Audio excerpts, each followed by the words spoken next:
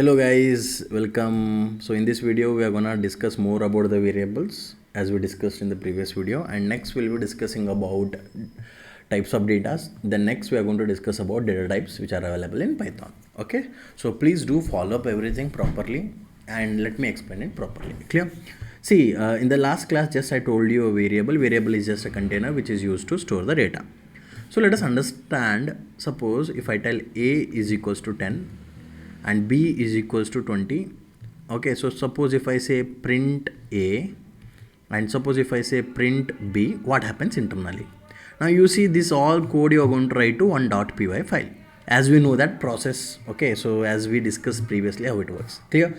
Now let us understand in detail how it is going to work and everything. Okay, so now please understand. Okay, so whenever you execute this code, what happens is, whenever you execute this, okay, it will be given to the interpreter and everything. Now what interpreter does, interpreter will always execute line by line. It goes to the first line, then it goes to the second line, then it will go to the next line and everything. So always your code will executes from top to bottom approach and line by line. Please do remember, top to bottom approach and followed by line. That is how it is going to work. Okay, but let us understand how it works and everything. Now see, whenever you say, okay, give this file, it will execute. So you are telling a is equals to 10. What happens internally? Your interpreter will create one memory. In that memory, it will store 10 and it will be allocated for whom now? A. Same thing. Okay, and let me explain in detail. Okay, so I'm not going to explain over you. Now understand. See, always your program will be executed into two different spaces. One is, okay, main space. Clear? And second one is, okay, I can say main space or variable space we are going to call. Okay, then this is what second one is, nothing but object area. Clear? Object area. So every memory is going to be treated as an object. Okay, every data you are going to create is an object. So what happens whenever you create a is equals to 10? Okay, so now this complete code will be loaded here. What happens? It will create 10 here, then it will be pointed by a like this. Same. Now this code will be there in the main space. Okay, this code will be executing from main space. Then b is equals to 20. What happens now? B 20 will be created. The next print a you told. Now whenever you tell print a, it will go and check, is there any a available here? Yes. What a is carrying? 10. Now you are going to get 10 and that 10 will be printed. The next you told print b. It will go to the object area and search for the b object. So what is the b is carrying? 20. Now you are going to get a 20. This is how it works. Suppose if you give print, okay, C here, now it will go to the object area and will search for C. Do you have any C here? No. That's the reason you will get an error. Clear? So please understand why you are going to get an error if you print C, because C is not available. We have not defined that. That's the reason we are going to get an error. Got my point? So please be careful while using which and all the variables you define. Only those variables can be used. If you are not defining, you can't use it. If you use, you will get an error. Straightforward, you will get an error. Clear? Okay, so same, let me execute and show you. See, now whenever I create name, okay, name, see, variable names can be anything. Okay, I'll explain the rules. Okay, 10, 100 I'm giving. The next b, or let us say age is equals to 23, something. Name is equals to, let us say James. I have given a name. Okay, so let us print. So what I want to print now? Name. Done. Now if I execute a name, what I'm getting now? James. Same thing. Suppose if I say print age, then what I'll get now? I'll get 23. Suppose if I say print address, okay, then address is not here, no, we have not defined, right? Then what will get an error? What is the error? Name error. Name address is not defined. If you define, then only you will get it. If you don't define, how you are going to get it? That is what. And same thing, it is going to work. I hope you understood. Okay, same thing you can go with the website which I told you. Okay, so you can go with particular website. So what is the website we are using? Python tutor. You can go here and you can check it out. Same thing, you can check it out. Okay, start visualizing. Okay, open this and see, visualize executing. We know that that is what error we are going to get it, but let us come from the first step. See, name. Now what happens? Okay, see, in global main space or something. Now name will be allocated for it what? James. Okay, so let us come from start. Next, see, name James, age 23. Print name, what is the name you are getting? James. Print age, you are getting 23. Now print address, it checks address here. Address is not available. That's the reason you are going to get an error. I hope you understood. Yeah. This is what, and every time you should have to put the diagram to understand. Okay, so yeah, this is what. So please try it out yourself. You can put a diagram for this. B is equals to 20, C is equals to 40, okay, and D is equals to 100. Please do put a diagram for this and try to understand. Suppose if I say print A comma B comma C comma D, now what is the diagram looks like and everything, you can put it. Fine. This is what one of the concept, and next is nothing but we are going to understand variable reinitialization. Okay, variable reinitialization we are going to understand. What do you mean by this? See, variable reinitialization. Reinitialization is nothing but already you are going to put one value, later on you are going to reinitialize. Suppose if I tell A is equals to 100, then I will say print, I'll do some task. Okay, I'll say print A. Obviously the result is what now? 100. Okay, then afterwards I'll say A, your value should be 70. Now suppose if I say print A, then what is your A value? Either it will be 100 or 70. Exactly, that is what you are going to discuss. And let us understand how it works now. See, reinitialization is nothing but, okay, removing the old value and updating with a new value. Clear? That is what reinitialization. I can say removing old value, update, okay, with new value. Okay. Removing old value and update with a new value. Now how it works? See, step by step understand. You told A is equals to 100. Now a block will be created for A. Now it will be pointed. Then you told print A. Now it go and search for A. Do you have any A? Yes. What is that? It prints now 100. Next it says go and put the A value should be 70. Now see, it will go and search for the A. First, always it searches for A. Do you have any A here? Yes, but A is pointing to what? 100. But this time what we told it need to point to what? 70. Now this 100 will be removed. It will be stored as what? 70. The next, if I say print A, then what is the A value you're going to get? 70. That is how it works. This concept only we call it as what? Variable reinitialization. Okay, so simple. Remember that reinitialization is nothing but, okay, so for existing variable only you will assign another value. Always remember, assigned new value, whatever you are going to assign, that value will be considered. Old value will never be considered. It will be overridden. Okay, suppose if I tell an example, A is equals to 50. Now B is equals to 20. So in this way also you can do it. I can say B becomes what? A. Then I can say print A comma B. Then what is the A value and B value? Understand first. A value I'll assign it as 50. Then B value I'll assign it as 20. Then B, okay, we are telling that B need to be pointed to what? A.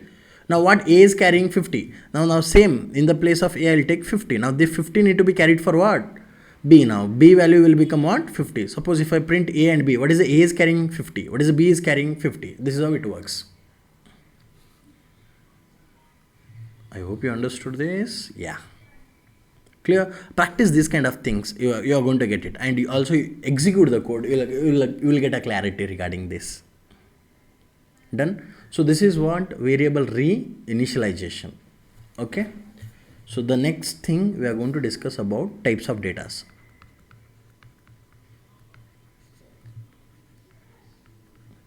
Okay. Now what do you mean by this? What do you mean by types of data? Simple. What do you mean by types of data is nothing but assume that I am using from that time onwards 100, 20, something I am using. Clear? Now you see, these are, we are not creating, okay, 120 something, we are not creating them, but Python understands what exactly it is. Clear? Exactly. See, Python is understanding that, isn't it? Okay, the same way, okay, Python is already known with some data, already know, it's going to known with some data. Okay, now those data only we are going to consider as types of data. Okay, in the sense those data which will be used to perform some operations. Okay, always Python comes with some data to do some operation. Okay, and also which kind of data Python is using, that is what we are going to discuss. If I talk about types of data in Python, okay, first one we are going to have is what? Int. Okay, what do you mean by int data? What do you mean by int data exactly? Int data is nothing but I can say any numbers. Okay, any numbers I can say without decimal point, without decimal values, those numbers we call them as int data or int anything. These can be, I can say, can be either positive or I can say it as negative. Okay, if I talk about 10, yes, 10 is a int data.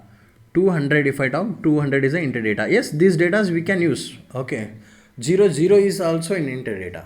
Clear? Any numbers without decimal values, we call them as int data. The next data what you are going to have is float. Now, what do you mean by this? Float data. Now, what do you mean by float data? So, float data is nothing but, I can say, any numbers, exactly, any numbers with decimal point. With exactly any numbers with what? Decimal point. Those numbers we call them as what? Float data.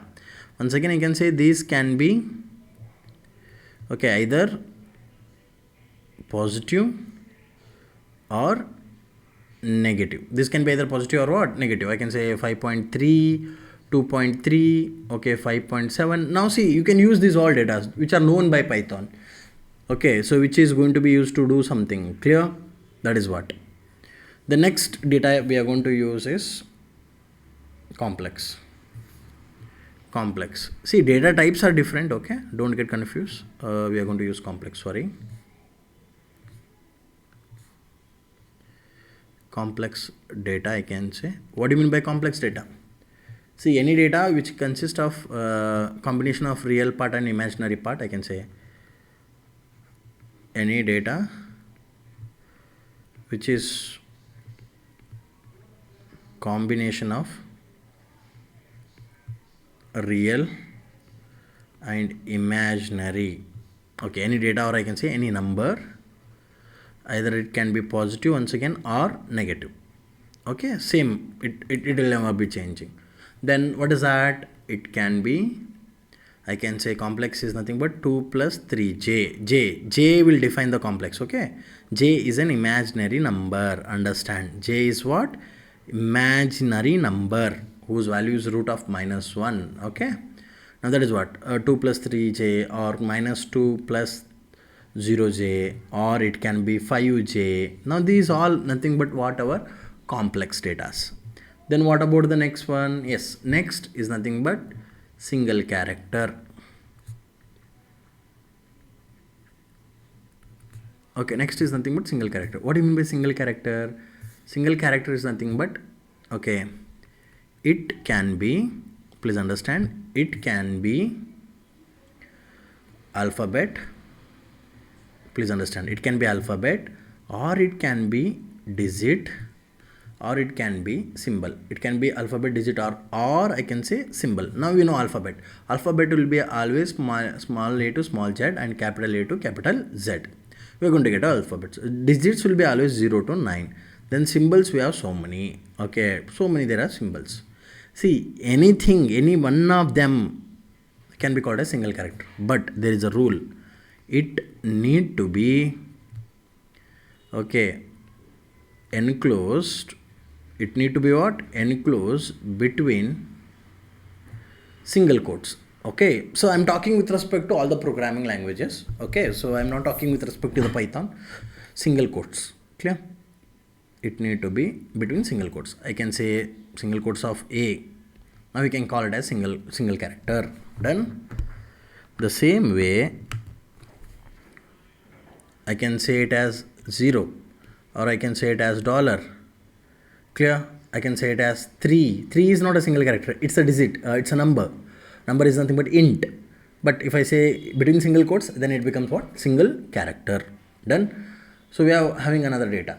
Clear? Another type of data. Another type of data is nothing but string. Now what do you mean by this?